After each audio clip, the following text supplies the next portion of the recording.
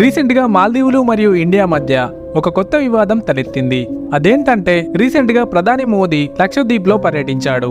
Indians అందరూ లక్షద్వీప్ కు రావాలని పిలుపునివ్వడంతో మాల్దీవులకు చెందిన 3 మంత్రులు మోదీ వ్యాఖ్యలపై అక్కసు వెళ్లగక్కారు.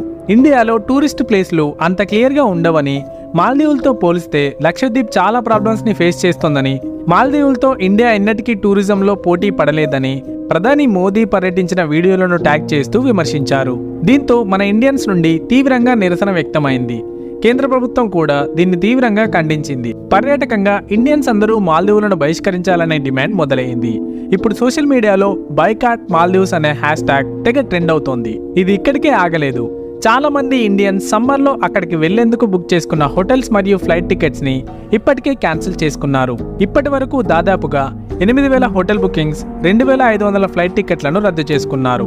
మాల్దీవులకు ఎక్కువగా ఇన్కమ్ అనేది టూరిజం వల్లే వస్తూ ఉంటుంది. అందులో కూడా అక్కడికి ఎక్కువగా వెళ్లేది మన ఇండియన్సే. గత సంవత్సరం మాల్దీవులకు సుమారుగా 17 లక్షల మంది టూరిస్టులుగా అక్కడికి వెళ్తే సుమారుగా 2 లక్షల మందితో మన ఇండియా టాప్ లో ఉంది. కాబట్టి ఇప్పుడు ఇండియన్స్ మాల్దీవ్స్ ని బహిష్కరిస్తే ఆ దేశ ఎకనమీపై చాలా ఎఫెక్ట్ చూపిస్తుంది. అంతేకాదు మన దేశం మాల్దీవులకు ఎన్నో రకాలుగా సహాయం చేస్తూ వస్తూ ఉంది.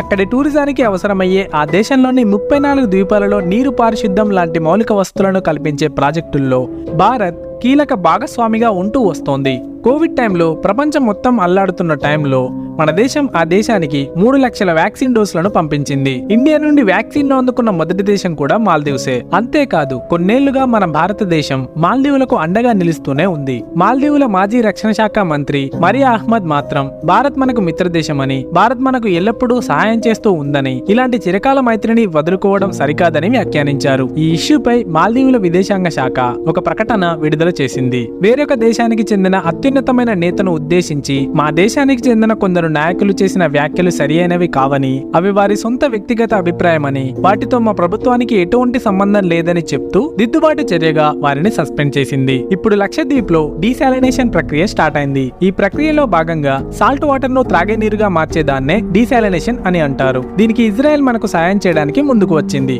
దాంతో అక్కడ మంచినీటి కొరత తగ్గి టూరిజం డెవలప్ కావడానికి ముందడుగు పడుతుంది. ఈ వీడియో నచ్చితే లైక్ చేయండి. ఇలాంటి ఇన్ఫర్మేటివ్ వీడియోస్ కోసం మా ఛానల్ ని సబ్స్క్రైబ్ చేయండి.